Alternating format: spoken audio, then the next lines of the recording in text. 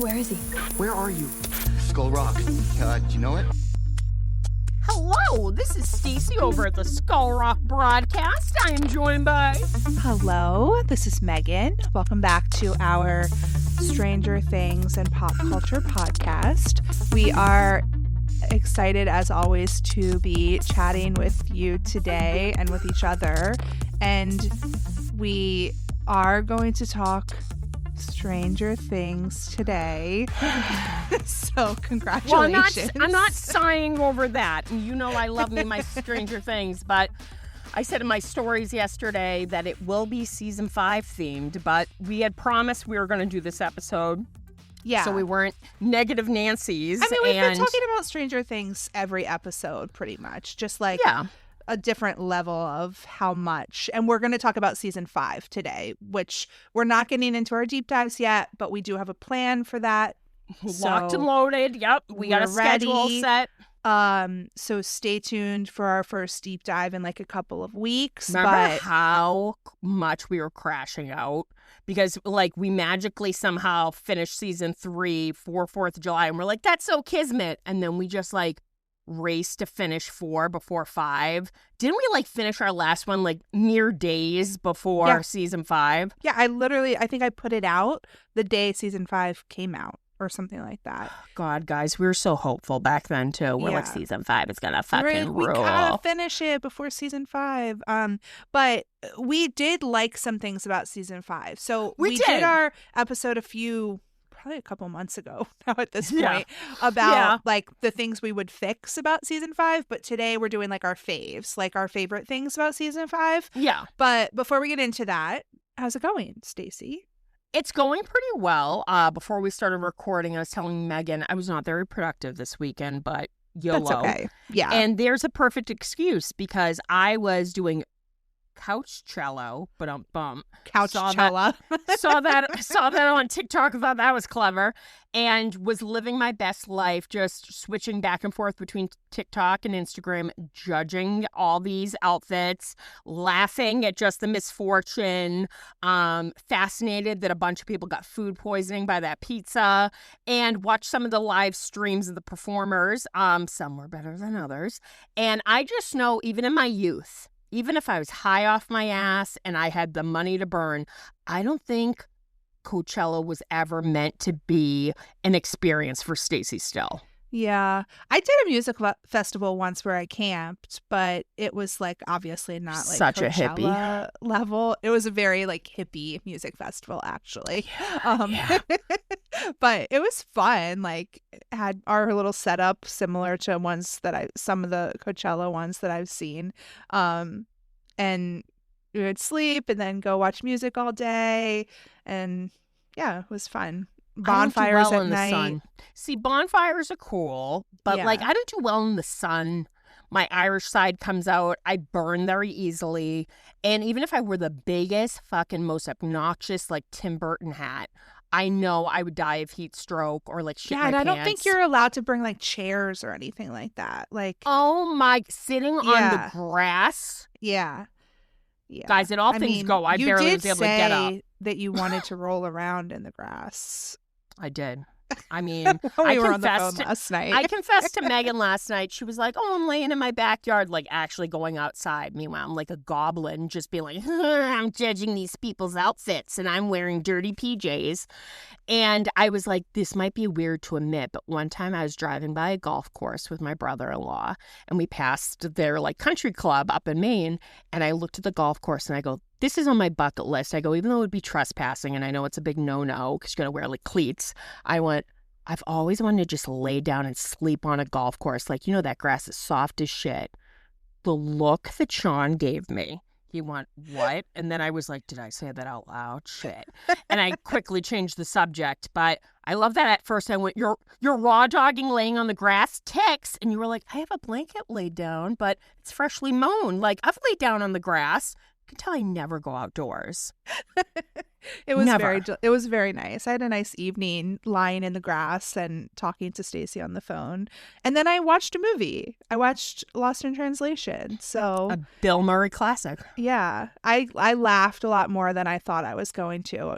The humor was was pretty good, I thought. But then it was also just very vibey. So I got to get you to watch What About Bob, one of my favorite comedies with him, where he's like the hypochondriac that's stalking his therapist, Richard Dreyfuss, while he's on vacation with his family. His whole family ends up loving this nutcase because he never leaves. And Richard Dreyfuss is like, no, this is my patient. He's crazy. He shouldn't be here. And everybody in Bill town Murray loves is the him. stalker. Yep. And he's like, he has like the weirdest fears. Like one time he's talking to the teenage daughter and she's like, well, I have the same fears and anxieties you do. And he goes, are you afraid your bladder will explode? And she's like, no. I have definitely been afraid of that before. Like, remember in Georgia, I was like, you were like, I have to pee so bad. And I'm like, just pee. And you're like, I'm not going to piss my pants in the rental car, Stacy, you animal. And I'm like shrugging. We had dinner to go to. When you get that bad, like you can't even pee. It like, oh yeah. It like takes. Friday night, I had a big ol' iced coffee and I knew to stop. I was like, stop sipping it, Stacey. There's traffic. I like almost like literally crushed Quinn when I was like, there's no time. I brought the keys into the bathroom with me. I was like, I almost pissed my pants. Like, it's bad. That's one of the most worst sensations in the world. But so these that's people why I that like, have a hard time going to the movies because I always end up like getting a big soda. Guys, she always gets up. And I I'm have like, to go pee. You're like, did I miss anything? And I'm like, you get up multiple times, bitch. Like usually at least twice during like if it's over 2-hour movie. Like oh my, and she likes the Star Wars movies. Those are like 2+ hours. So I would prefer to watch it at home so I can pause it and go pee. Anyway, true. That was the plus side of watching Coachella from the comfort of my home. I had my own toilets. There weren't snakes or heat or dust. But I was just living for it. Never been a musical festival girly, but it was definitely fun to just witness the madness otherwise known as Coachella. And I guess apparently the astronauts are back from the moon. Yep, That's I watched cool. the thing splash down because it just happened to be on that channel on the news when it was happening. And I was like, I love that okay. I keep reposting that kid that's like, we're going to the fucking moon. And I'm like, he was pumped. But I'm really bummed because this has been my spring break and it's over tomorrow. I have to go back to work. But I've watched a lot of fun movies over my spring break. You watched a classic recently. Can you tell us about that? I watched Showgirls. Guys, Stacey's so excited that I've seen it. We had a whole discussion about it. Then I put it on last night and then I forgot it was on. So imagine I'm so down a rabbit hole on TikTok and then I glance up and I'm just, there's all breast. And I'm like, why is this still playing? So much. But it was ridiculous and so entertaining and just very colorful, and it's a camp classic, baby. Yeah.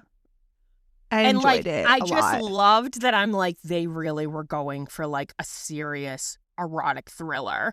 They thought that ending when she kicks the shit out of that guy, it's gonna be fucking powerful. And I'm like, yeah, it was they were something. going for something. Yeah, it was something, that's for sure. Jesus Christ. But definitely I enjoyed it a lot. We're going to have to go through that whole director's filmography with Basic Instinct, Total Recall. You might not like that one. It takes place on Mars in the future, and literally an anxiety of mine as a child was because there's no air in Mars. So if you go outside, your eyeballs are going to pop out of your head. As a kid, I was scared of that happening. And I'm like, I'm on Earth, Stacey. Yeah, you're not on Mars. I think you're fine. Not going to Mars anytime soon, but I'm like, that and quicksand, that's going to be my undoing.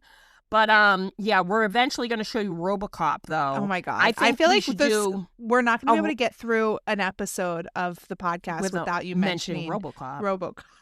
I feel like, guys, her birthday is in June. We should do a RoboCop themed birthday party. RoboCop decorations, RoboCop cake. I've never seen it. You'll love it. It's great.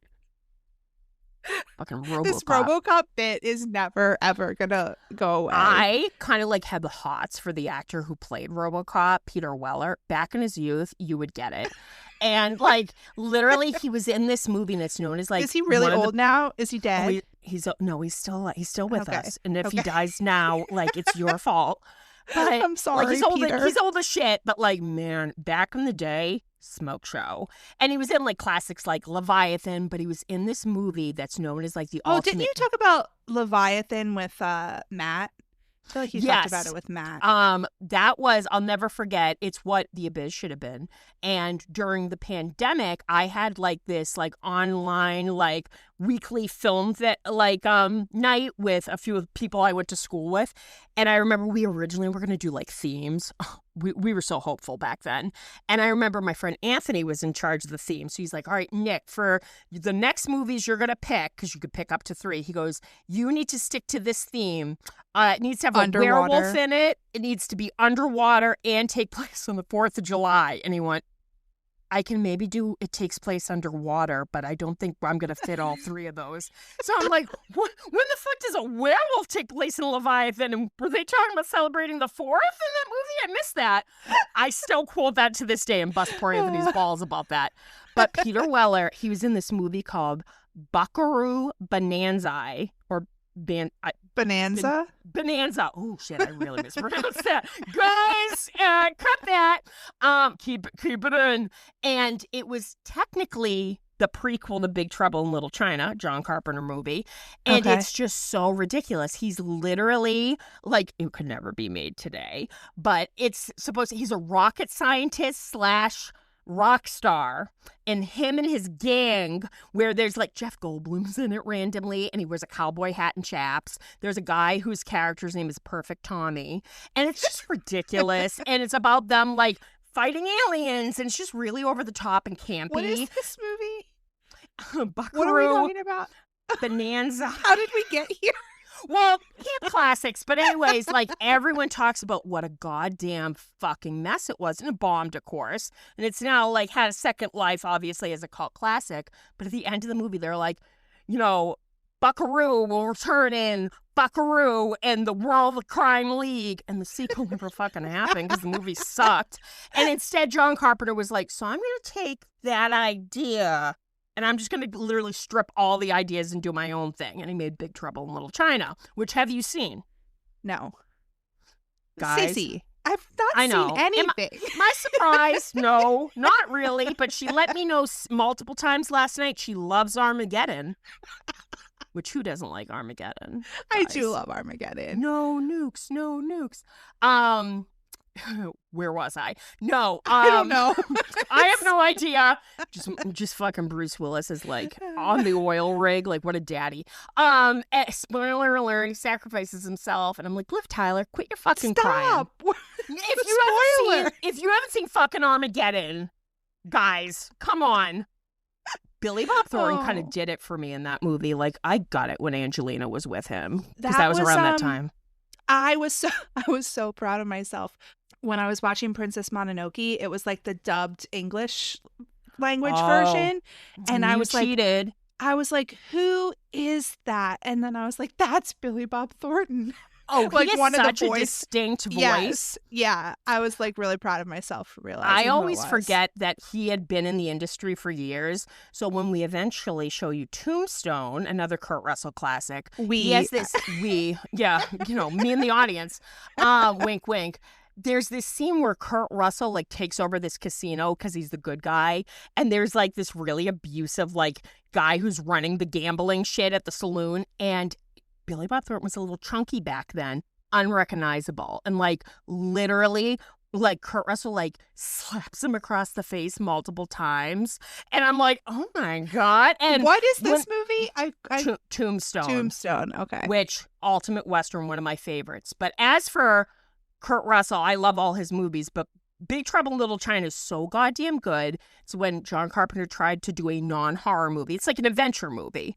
And when I visited San Francisco, I went to Chinatown and I was like living for this, taking the worst selfies, like half my head's in the frame. And I was like bragging to Rachel, who's from San Francisco. I'm like, oh my God, on my 30th birthday, I took so many photos. I love Big Trouble in Little China. And she went, Stacey, that was all shot on a studio lot. That was not shot in Chinatown. It was like saying Santa wasn't real. I was like, what? And she goes, was that the same trip you went to Alcatraz and like you fell off the ferry's toilet? And I'm like, sure. How could you? Am I mispronouncing that too? Guys? Everything. I usually don't correct you. I was listening to an episode with my friend Yeah. and she was like, "Why aren't you correcting her?" And I was like, 'Cause it's rude. I stopped correcting Stacy's pronunciation a long time ago. We're going to just pass it off as like a New England thing when in actuality, I'm just speaking Stacy speak. We all know we get we're it now. fluent We in get it. it. We get it. But and also apparently yeah. Stacy speak is spiral conversations about movies. And now Oh, that yeah. we're letting ourselves like talk a little bit more about things other than Stranger Things, you guys are all getting to see how much of a movie buff Stacy is. It's bad. It's literally my language. Like, I was insufferable back in community college when I was like, yeah, I need to take some extra credits. So I'd take film courses, and I was known as the girl that loved all the like shit movies, like horror movies. Like, there'd always be these guys that are trying to find deeper meaning, showing Casablanca and this and that. And I literally would be like, so I'm showing a scene from Evil Dead 2. And, like, my professor loved me. And we still email to this day, which is amazing. And I just remember, like, he was just a sassy gay man. And one day, I guess apparently, two people that I knew in the class, they repeated something I said. I may or may not have been talking shit about somebody we had another class with, and that person confronted me on AIM, and I was like, guilty. And the next day, literally, because I had been out for like a week, this is terrible, this story, but it brought me satisfaction. I sat down, and they were like, so how are you doing, Stacy? And I went, not so good. And they were like, yeah, you were missing from class for a while. And I went, well, first things first, I know I can't trust you guys because you guys are little kids and repeat everything. And I told them, and I went, but it is what it is, guilty, And I said, and also the reason why I was out for a week, and I'm seeing the professor because he was right near me listening. I go, my mom died, which was true. They looked fucking horrified. And I went, so yeah, I'm kind of having a bad week. Literally, I just saw the professor horrified, but also kind of proud of me. And at the end of class, they like left with their tails between their legs. And he goes, I'm so sorry for your loss, but that was awesome. And I'm like, I feel like my mom would have like wanted this to happen. She would have been proud and applauded me. She was like, my death served a purpose. But yeah, film class used to be a hoot, but like, I don't know. It's fun to analyze movies, but it's also so much fun to just recommend like your guilty pleasure movies that are just so cheesy and awful. Like, I don't know. Anytime in a letterbox, I feel like sometimes people try to pick like art house films, but then you always get like a wild card and they're like, A Bug's Life, 1997 or 8. And I'm like, ooh, yeah, I get it. Okay. Stacey, yours would just be all like wild cards.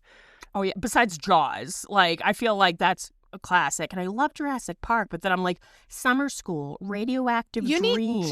You need to make a Letterboxd account. I think I have one, but I haven't touched it since like whenever Letterboxd began, so I have to get on it because I used to write down physically the movies I would watch, and then I let that go to the wind. But my friend Melissa used to do that before she had a Letterboxd account, and I'm such an asshole. I'm like looking through it because I'm fascinated. And for one particular year, she watched Fred Claus like multiple times in December, which is about Santa Claus's brother with Vince Vaughn. I busted her balls so bad, like to the point that like she was getting pissed. I'm like, we all know your favorite movie, Fred Claus, and she's like, fuck you, Stacey. So I'm a piece of shit. But if I had to recommend, first of all, I wanted to ask real quickly before we begin, what were your thoughts on the obviously sexy, erotic love scene featured in Showgirls? Because that's how people have sex. I already told you. No, I want you to say it on here. On record, it was the least sexy, most hilarious sex scene that I've ever seen in my life. Like, who okayed that? Like, what the fuck were they doing? Like, if I was Kyle MacLachlan, I'd be like, do we need a medic? Like a dolphin. Like a dolphin floundering out of water. I was like, what is happening? I like rewatched it for the first time in years last night, and I'm like, yeah, no. But like I said, I've recommended this movie to you before. It's from the same author and writer as Cold Storage, and they directed it. It's called The Trigger Effect. I think it was made in 98. It stars Kyle MacLachlan. He looks even better in that.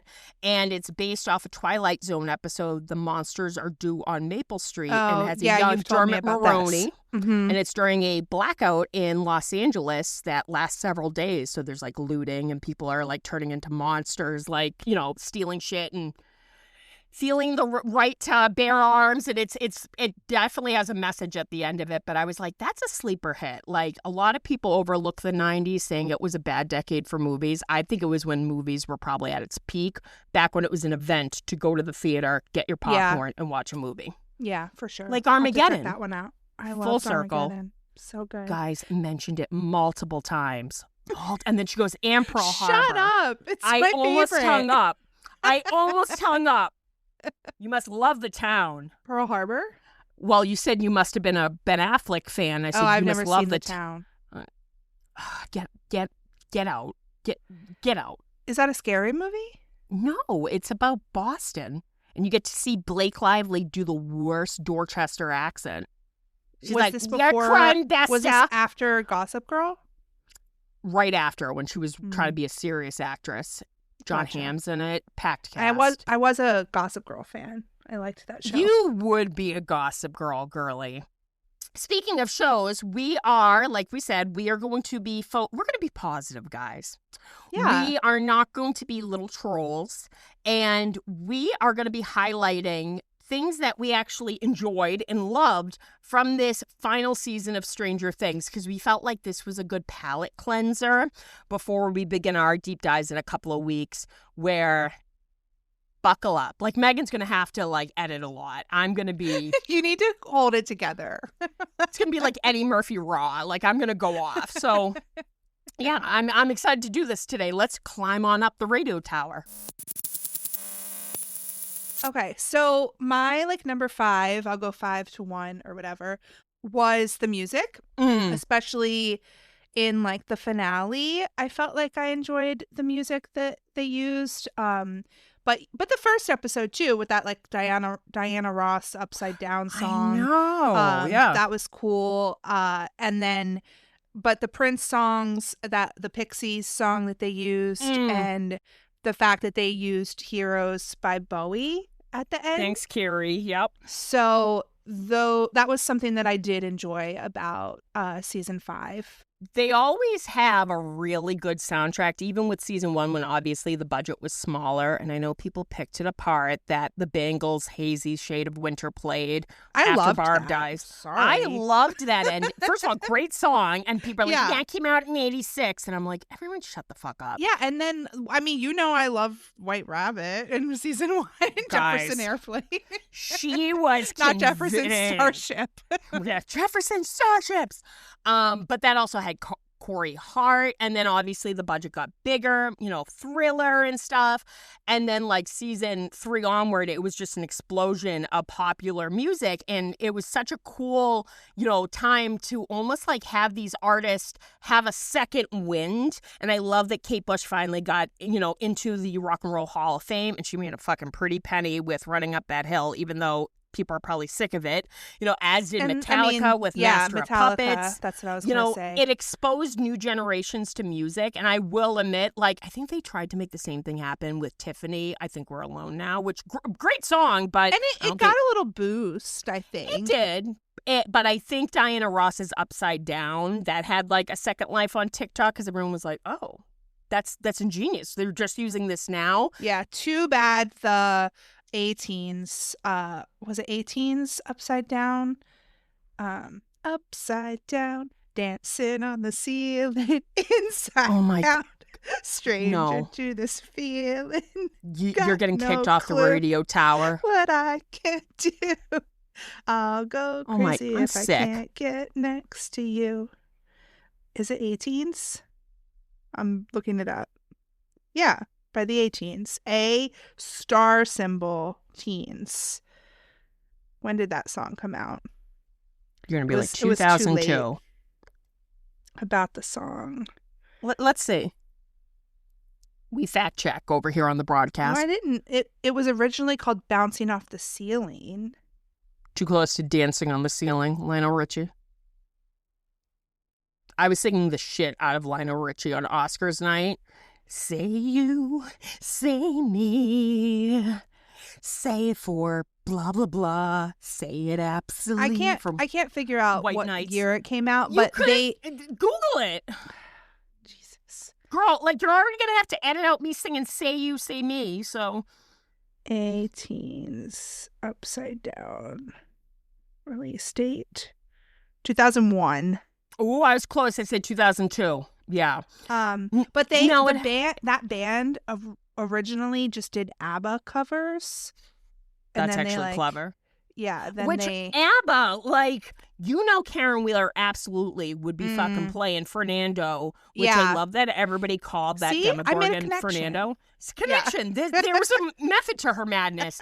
But yeah, music has always played an important part with, the plot and stuff. So I am glad that there were some really great classics that played throughout the season. But you're absolutely right. They It's always provided a great soundtrack, and even the instrumental version. I was talking about this with our friend Jackie. I said Kyle and Michael, who have provided, the soundtrack since the beginning, they did such a good job, and especially this season, and I am going to highlight this in one of my picks, just the synthesizer and like the overall 1980s feel. You felt like you were in the year 1987. Like, it definitely worked. So, yeah, great pick. Yeah, thanks. What about you? So my next one was actually the costumes and the overall color palette this season.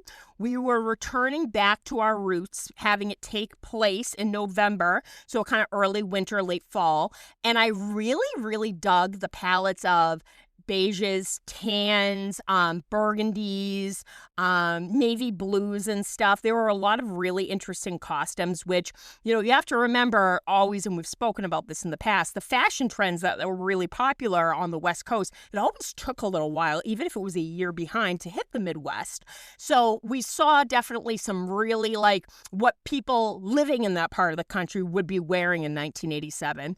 And of course, I have to say, everything Steve wore, aces, from the oatmeal sweater to that like tannish beige red sweatshirt he wore, fucking Robin's this beam me up, this place sucks, sweatshirt, amazing, and her coat that she wears to see Vicky with the plaid like shoulder pads, even Nancy's pink sweater, like everything just worked. I loved all the boys' jackets and stuff.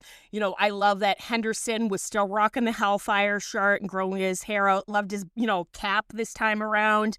It's just they've always really hit the mark when it came to 1980s fashion. Yeah, definitely. Definitely agree on that one for sure. Might mention it later on in my list. Oh, shit. Great minds think alike, guys. So my next one was, so I know I complain a lot about things that I had said, like, that I wanted to see and that were like connections that were never really made and things like that. But a couple things that I called did happen. So such as? One of those things was Holly Wheeler being a big part of this season. Guys, she's been saying this since the beginning. Yeah. I mean, since like the beginning of the podcast, which was like after season 4, but yeah, when we were rewatching season 1, I was like, Holly's gonna be a bigger part of this. She was kind of like the whole Alice in Wonderland thing. That's what I was gonna say theme. too. The Alice in Wonderland thing is the other thing I was gonna say here. So those were the two things that I felt like I did sort of predict were gonna happen, and they did play out. I don't know if they played out exactly as like I expected them to, but Holly and the Alice in Wonderland thing both were things that I was hoping to see in season 5, and I did see in season 5. So, and I find that that's really good problem solving, and you taking the little bit of behind the scenes hints that they were like dropping, the little Easter eggs, which really didn't give away much.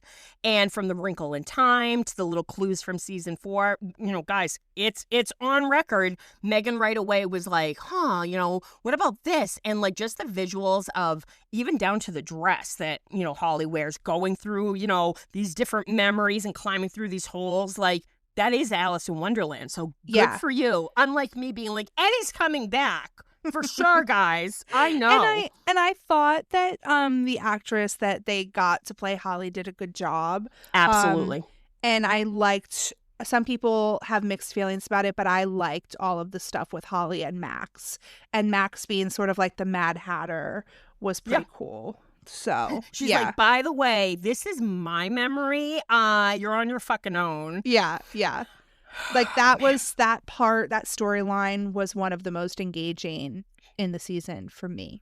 So absolutely. No, it's good to have a good call. Literally, I'm like, guys, I'm going to do a whole live talking about the behind the scenes footage of Joseph Quinn doing a fucking wig test. I'm like, I can look at faces. I know facially, this is new footage. He's shooting for sure. I'm like, well, guys, it's a good thing I didn't put money down on it because that was a big old fail. But one thing I did guess was very early on, the ongoing joke was with Robin and Steve. This is my next pick, number 4.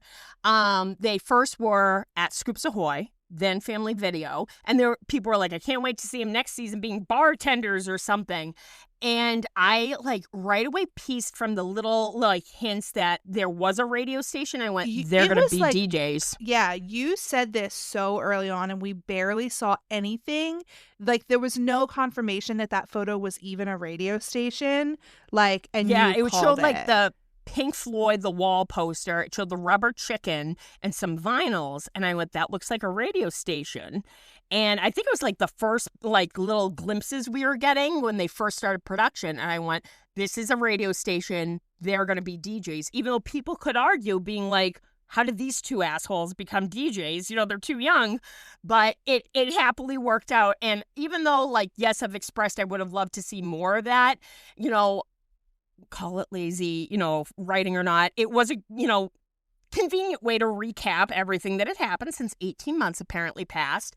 I loved, them kind of speaking in code through trivia about the songs I thought they that was played. Cool. Yeah, that for was sure. really cool. And it made sense with them in quarantine. And these two are running everything. And, I liked them using the electricity from the tower to the squawk van, everything about that location, to the van, to, the sweatshirts and everything. I really, really liked that location and the fact that Rockin' Robin, was, I love that Ricky Fast Hands Lee, allowed her Pieced to, out. broadcast, but he first, hit the road, which that's what I would do, man. If the sky was red and shit was floating around like asbestos, I would hit the road, Jack. But, perfect location. Like I said, all the squawk stuff was my favorite merchandise that were released. Yes, definitely agree. Again, maybe I'll switch the next two just so that I can say that also the radio station was one of my favorite things. I know how much you also loved the radio tower, which kind of went along with the radio station. So I'll kind of throw that in there too. I mean, guys, I that may or may not be my number 1 pick.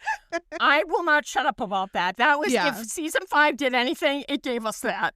Yeah, the radio station and the radio tower for sure. But what's your next one?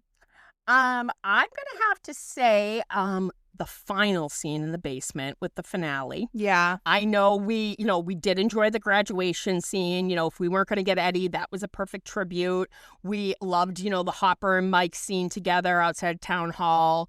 We weren't so crazy about the rooftop scene with the teens, but we did love the final scene. I think we can all agree as fans. It was a perfect way to come full circle, seeing instead of going to a party, finally invited by that bitch Stacy, they chose to do D&D. I loved how Max crashed out and was actually super into it. And also it leaves, Eleven's fate up to interpretation. One could argue, yes, this actually did happen. It's so crazy and far-fetched. It could happen. And I personally believe it was Mike, who's the storyteller, kind of recapping everyone's ending. They all get a happy, fitting ending that they deserve. But he almost has a way to cope with losing her as well as, his friends losing her.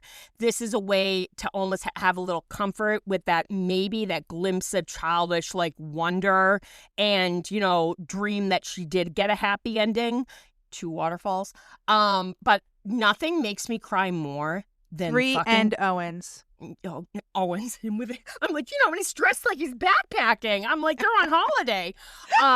Oh, Paul Reiser, we missed you. But Dayton's acting, like, just like how they're all actually crying, and just him, like the way he goes, I believe.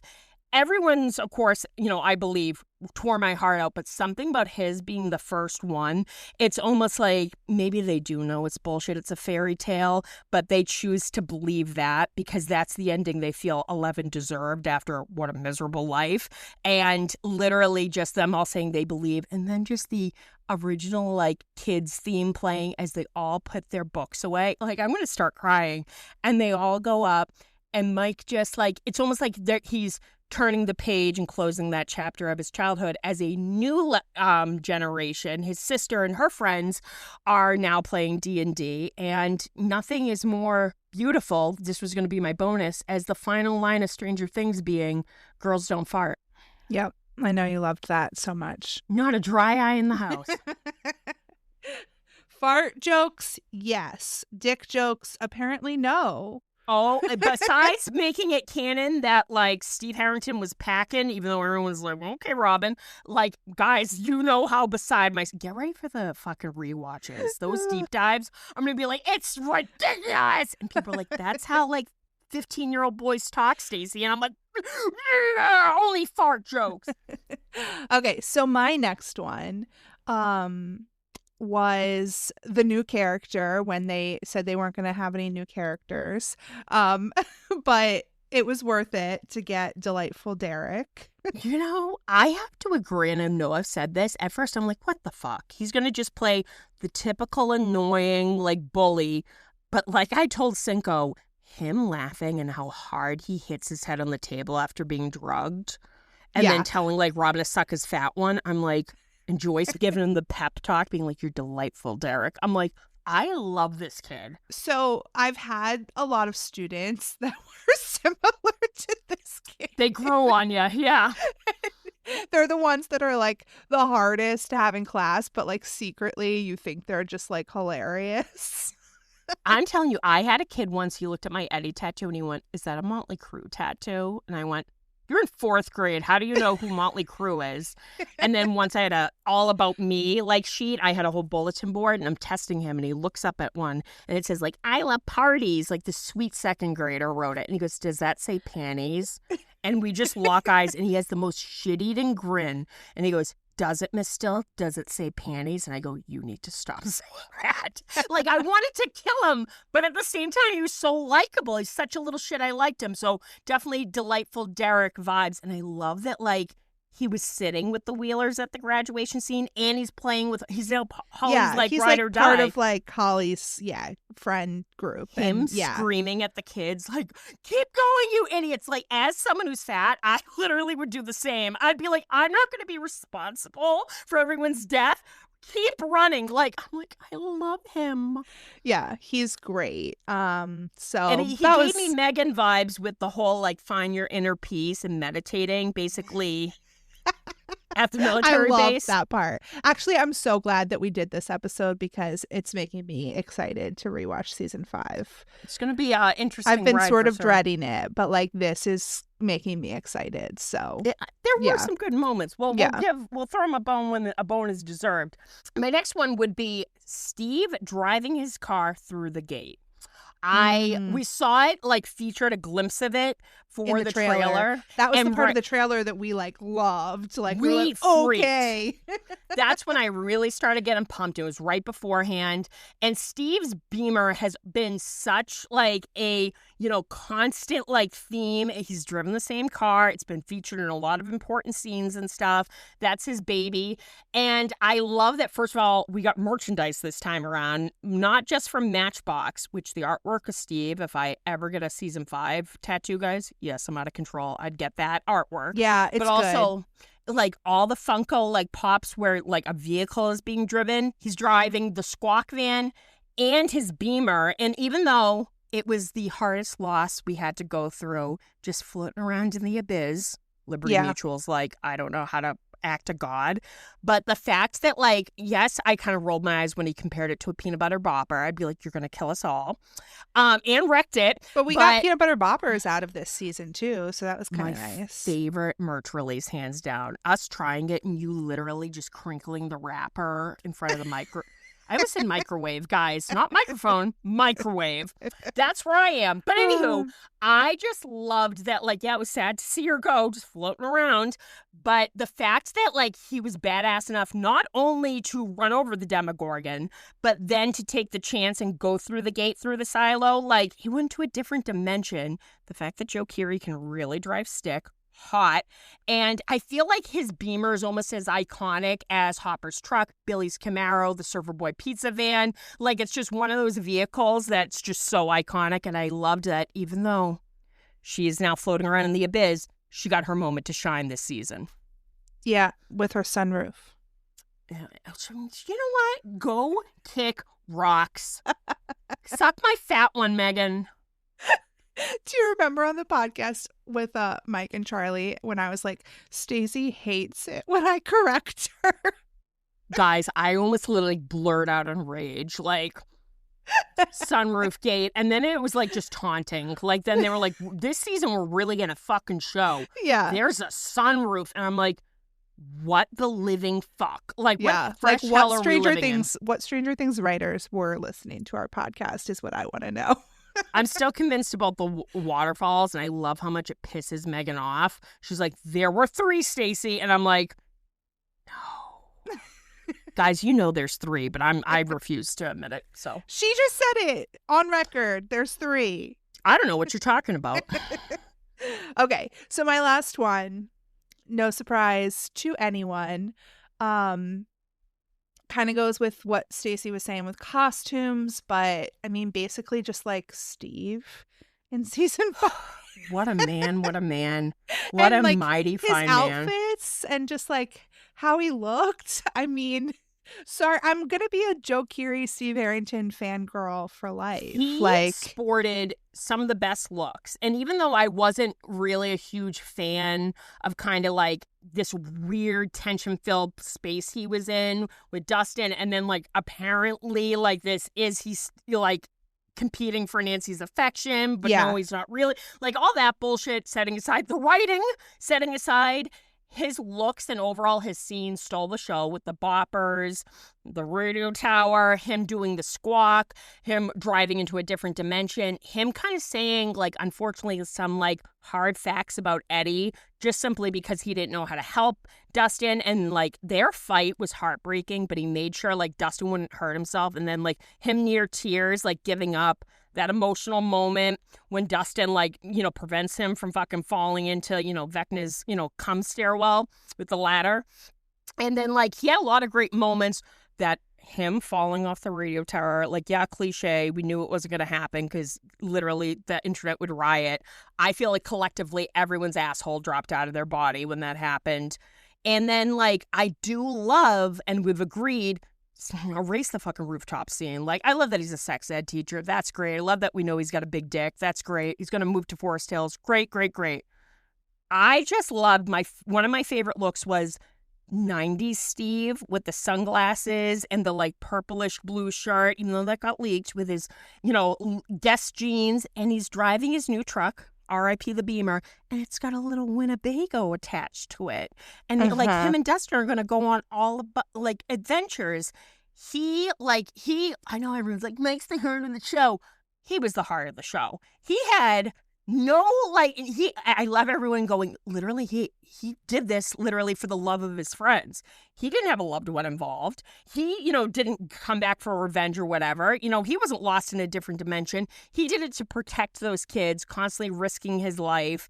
And, you know, he's just teaching kids, you know, how to put condoms on bananas. And he's, you know, coaching Little League with Delightful Derek. Living his best cleaning life. His glasses. Oh, yeah, that was so sweet. Like, I mean, girl, he can pretty much do no wrong in my eyes. I do wish, though, and I'm not trying to, like, pick apart, we'll talk about this, but when everyone shows, like, people they've lost and the trauma they've suffered through Vecna, I wish they would have shown a scene of him getting punched in the lair with the Russians. He suffered trauma, too. Yeah, you're right. Yep. That was Always definitely a ignoring missed him. opportunity for sure.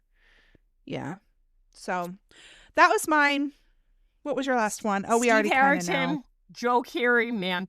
Well, of course, Steve, but I have to say, when I was so hopeful back in November when Volume 1 aired, I already was feeling a little wishy-washy. And I did like, mind you, of course, of my fantasy, you know, and I've even read a fic about this. It was Eddie, and they were both like playfully competing, not trying to fucking impress Nancy. Yeah. I think he honestly was just so used to like risking his life and doing stupid shit. It wasn't like a dick measuring contest. He really wanted to, like, as a jock, beat Jonathan. It had nothing to do with Nancy. But Right. just like, and the music is from Michael and Kyle. It's called Squawk. For season 5 soundtrack, and it's just so synthy, and that's probably my favorite music bite of him climbing the ladder as Jonathan's like, come on, and like fighting for his life. That'd be me. I'd fall.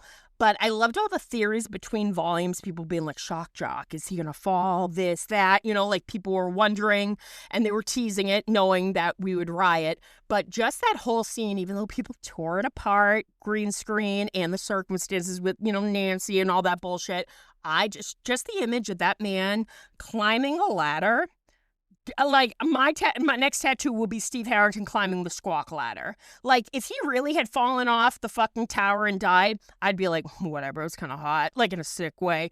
R.I.P. One Love. So if season 5 was a hot mess of steaming dog shit, at least it gave us Steve Harrington climbing up a radio tower to synthesizer music. I Boom. mean, you can't get much better than that. No. You can't go wrong. No. They knew exactly what they were doing. They were like, we can't save this, but we can get Joe to climb a tower. Yep. And I'd be Charlie, like, just screaming through the rungs of the ladder, like, come on. So that was our favorites from season 5, guys. I love how we did that in less than like 30 minutes. We know how to fucking crank it out, guys. Like, this is child's play to us. When you ask Stacey what she doesn't like about season 5, it's a little bit more long-winded. Get ready for the longest episode ever. Like, Megan's going to have to reel me in because I'll go on tangents. I'll be like, yeah, another thing. We're going to be fine. We're going to be fine. The deep dives are going to be great. They're going to be real, but they're going to be good.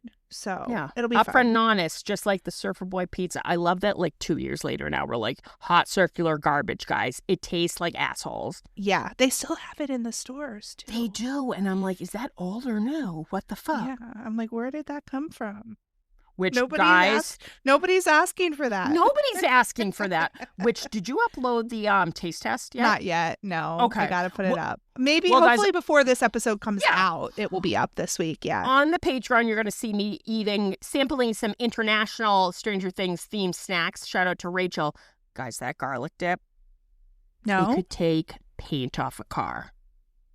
I love garlic. You would probably. You're not a vampire then. Weirdo.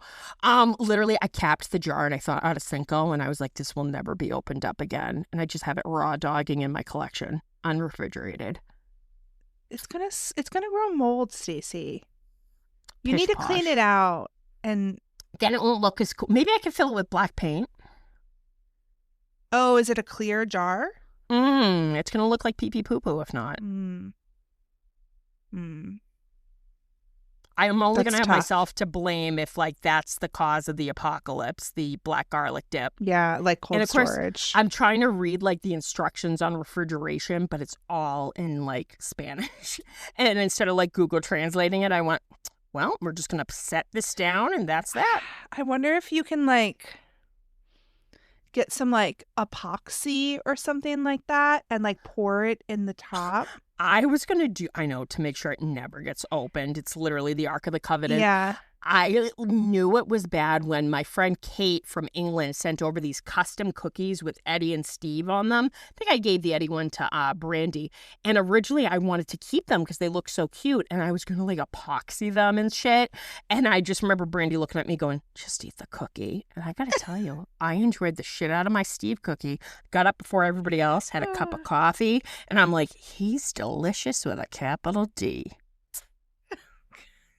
Did you see that video I sent you of the podcast? it's the New Girl people, and they were talking about Ryan Gosling. But the part Yes. where she says it, she says, it's just delicious. Delicious is having a second life. I'm telling you. We can thank Megan for that. Like, Exactly. me just looking over at you in Denver and you're like, oh, it's just delicious now that alarm isn't going off. And I'm like, well, now I'm going to beat this word into the fucking ground. Thanks, Megan. That was mostly what I liked about that clip that I sent you, was that she said it was delicious. It's my favorite word. Let's talk merch, I guess. Let's talk merch, my dear. Of course, another shout out to The Fandom Cult, amazing website, which you have any fandom from Stranger Things to Marvel, you name it, this guy has it. You know, he was nice enough to gift us some items from some of our favorite fandoms. Definitely contact us if interested. We have a coupon code for you. I cannot brag about this guy enough. Just cool stuff. Yep. So cool. Shout out to Tracy. We have a little group chat, us and some Stranger Things fans and content creators. And she showed that unreleased, like, Squawk Station and little Robin figure from the same company that made the Steve and the Squawk van, that apparently, like, we were all talking about this with Cinco, was unavailable. Was available for a brief time on Amazon. I wanted it so goddamn bad. It sold out. And like, I was so fast, yeah. Devastated. It has a goddamn tower, Megan. I was like, I know. I could And you can put play. Steve on the tower. Thank you. Like- Thank you. Like, I crashed out bad. I had to send the screenshot of it saying, like, currently unavailable to the group chat. Like, why, Stacey? I'm like, bummer, like a little kid. So hopefully they restock, but that was really cool. Hopefully we'll find someplace else that we're selling it, because yeah, people I mean, like, maybe some people might put it up like resale and stuff too. They're like... trying to flip it for a pretty penny already. Yeah, and I'm like, yeah. You bastards. But that was pretty cool. Hopefully that will be restocked. Shout out to Boo Mail. They're making, you know how they do the physical tickets for the Back on You and Another Bite tour? They've also done tickets for Joe's additional shows this summer with cool. that blue and white artwork. So pretty cool, especially nowadays when kind of like physical tickets are a thing of the past. It's a nice little souvenir and novelty item to have as a momentum. Let's see. I am on the hunt, guys. So, put out your feelers. I was checking out Etsy. I was checking out Redbubble for artwork of Steve in season 5, talking about all the looks he served. I want to try to find something of him either on the Squawk Station or rocking the backwards baseball cap. There's like zero artwork of him from this season. I don't know if it's because it's still early on or people's interests are waning, but I'm like, there's a lot of great artists out there. Come on, baby. Come on, guys. Get in there. Do some Steve from season 5 artwork. Stacey will buy it. What they want. Him literally, like, it's like Michelangelo, like he's climbing the tower. It's on my ceiling. And I also, that was weird. I pre-ordered. That was, no, I mean, nobody blinked an eye at that. No, Stacey. really not. Really.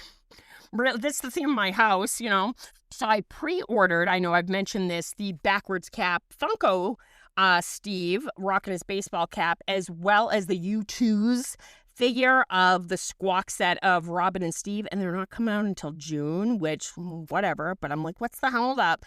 But those will be cool additions to the old collection. But right now, just kind of like keeping my eyes open. I did hear that those Kinder Bueno eggs with the little Stranger Things figures that were only available overseas apparently are slowly hitting the U.S. Rachel is my spy. She's been hitting the targets looking. I said this week I'll be a deranged maniac screaming I want my eggs, and I'll probably get arrested. And not for anything, I've tried one of those eggs. They're delicious. The Kinder eggs, yeah. I'm going to make myself sick because I want the Steve and Robin set that are tied together, when they're being tortured. Yeah. I'm like, but you know me. If there's a Linda Hamilton figure, I'll get 90 of them or a bunch of Wills. And never forget this October, guys, with the blind bag, keychains. I literally got like 6 Linda Hamiltons, and I was like, I'm not allowed to buy any more of these. I told Juan, like, I would wear them all like jewelry, a bunch of Linda Hamiltons, and make a fashion statement. If you ever went to like meet her again, you could like that wear would them be as my a necklace. Coachella outfit. They're like, what is that? Like Dr. K. Oh, that's great. Love it. Mm-hmm. All right. Well, I mean, Well, anything else you want to talk about before we hit the road? hit the road, Jack. No, just like stay tuned, guys. Definitely on the 14th. What day is it now? Oh, yeah, that's in a couple of days. So by the time this comes out, we will have ended the giveaway and we'll be picking a winner like next weekend at some point. So stay tuned to hear who won our giveaway, and thank you for everyone who participated. We have our Patreon available to support the show and get access to bonus content, including Stacy's taste tests and giveaways. We'll do more giveaways in the future. Yep. And yeah, just hang out with us on social media at Skull Rock Broadcast on Instagram, and I'm at Steady Stories. Stacy is at Stay Still Reviews. Yeah, and hopefully we'll master the old tickety talk one day and make a TikTok of us like dancing, to Upside Down or some shit. Yeah, No, by we're the not. 18s. Yeah. Oh my God, Megan. Go straight to jail right now. I mean, maybe we'll start doing some more video. I got a ring light. I only have turned it on once so far. But maybe we'll start putting out more video content. I don't know. We'll see. Guys, on my own personal TikTok, Stay Still Reviews, I tried to do one showing my Joe collection. It took me 2 fucking hours. It was really not that complicated. I'm such a millennial. We're learning as we go. I'm getting pretty fast at editing the actual podcast, a lot faster than I used to be. So maybe with your 2 video, monitors. maybe with my I mean, I'm not using 2 at the same time. I'm just using a monitor that's bigger than my laptop screen. I love all those memes of people that are like, with my 2 monitors, I'm going to drag this over to my other monitor. I do have 2 monitors at work. It's nice. And you need to address that you have it. Like last year, I remember I was crying in front of Billy. Tell everybody. One of my friends' dogs died. And literally, I'm like sobbing in front of him. And I'm like, why is life so hard? And he literally was like, watch this, Stacy. And he's fucking sliding things from one monitor to the other. And I'm like, yeah, that's kind of cool, but now's not the time. So yeah, you got your 2 monitors, your ring light, and me. So what else do you need, man? Not much, just motivation, I guess. I mean, yeah.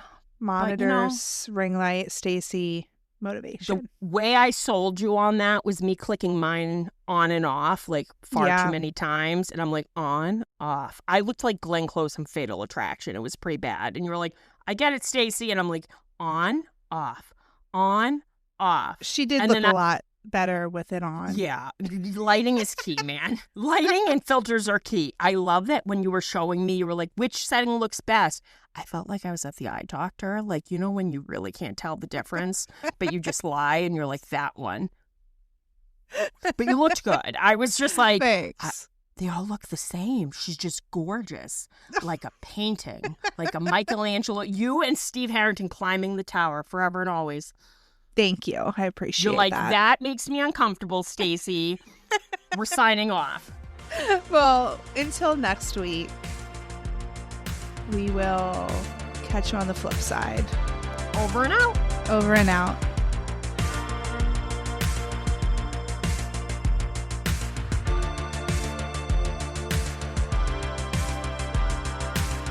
Eddie, I'm not sure I love the idea of you driving. Oh, I'm starting to suffer. Harrington's got her. Don't you, big boy? I love that with admitted we're like really below. You would think after like 3 years we'd know how to like sign off, but like. And then with the Joe mini episodes, we're like, do we say peace out? Should that be our thing for the little episodes? All right. Well, we're back. All right. Secret segment. If you are not familiar with the secret segment, this is where we like to talk about fan fiction, usually Steve Harrington and Eddie Munson. And we know that that's not for everyone. So if that's not for you, you're not a loser. It's fine. You can just turn this off. We'll catch you next time. But if you want to stick around, you can hear what Stacy's been reading lately. If you want to read about filthy anal sex, stay on, guys. What? It's not even like nighttime. Usually you get really crazy at nighttime. I know. Maybe that's me. I've been sitting on the couch just, watching TikToks. I have energy to let out. All right, guys, let's walk in. And I'm wearing my Steady shirt today. So Yeah, I love it. I read kind of like a heartbreaking fic. It was a one shot, and it was called "Done Waiting for You to Pencil Me In" by Bleep Boop B, wrote some really good Steady stories before. And this is an alternate universe where he lives, Eddie, and they adopted a little girl, and Steve moved out to Los Angeles, and Eddie made it big as a rock star. But like now Steve never sees Eddie around anymore. It's kind of angsty. And how he's like, when's the last time he picked up the baby? And like poor Steve is so overwhelmed, and the baby's sick, and he's like cut off from all his friends.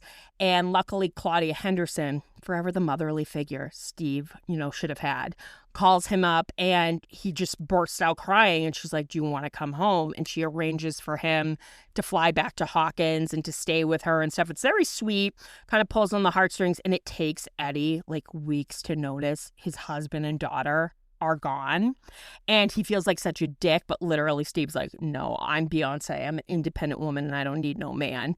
I don't know if it's going to be a one shot. If it is, that was fucking depressing. Well written, but depressing. But I'm kind of hoping they continue with it because I love some angst.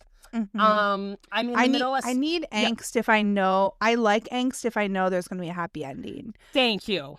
Because I've read some dark shit that I've told you about, and you're like, oh no, Stacey, that's not even enjoyable. No.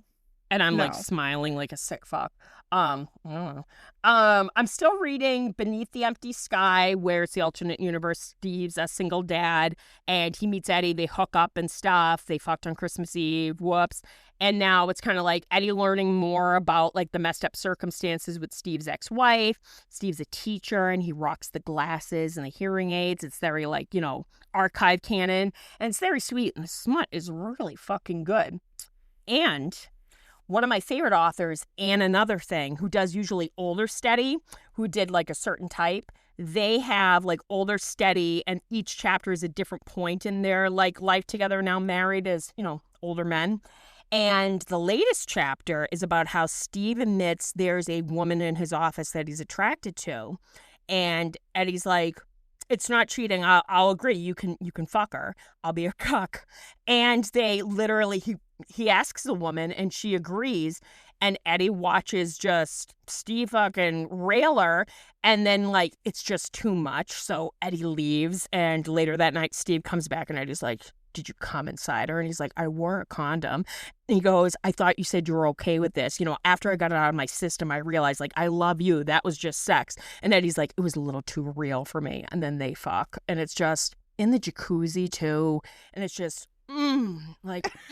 Stacey. So, yeah, guys, yeah, I'm going stir crazy. But I was like, that kind of hit the spot. So just really, really good. Can't recommend her stuff enough. And she does artwork along with it too, and she draws them so well. But oh my God. And like they're older guys, so they kind of have a hard time keeping it up. And it's just like so realistic, kind of hot. Like Steve wears a cock cage at one point, and I accidentally sent that to my friend Lauren. She's like, is that Joe Keery wearing a cock cage? And I go, that's from Smut. Sorry, didn't mean to send that to you. And I'm like, please don't report me to HR. She's like, Stacey. And I'm like, I'm going to blow that up and hang it over a fireplace. Remember Brandy going like, would you ever let Joe Keery come to your house? And she motions to the walls. And I go, time out. Explain the circumstances, what he's doing in my house. Am I serving charcuterie?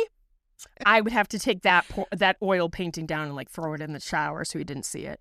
Yeah. You can't explain a cock cage paint portrait of yourself, No, I don't as an think older gentleman like that. Yeah, that might freak him out.